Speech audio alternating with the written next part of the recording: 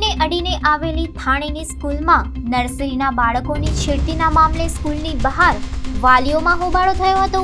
શાળાના સફાઈ કામદાર દ્વારા છોકરીઓની છેડતી કરવામાં આવી હતી। પોલીસે સફાઈ કામદારની ધરપકડ કરી છે। રોષે ભરાયેલા લોકોએ રેલવે ટ્રેન રોકી હતી।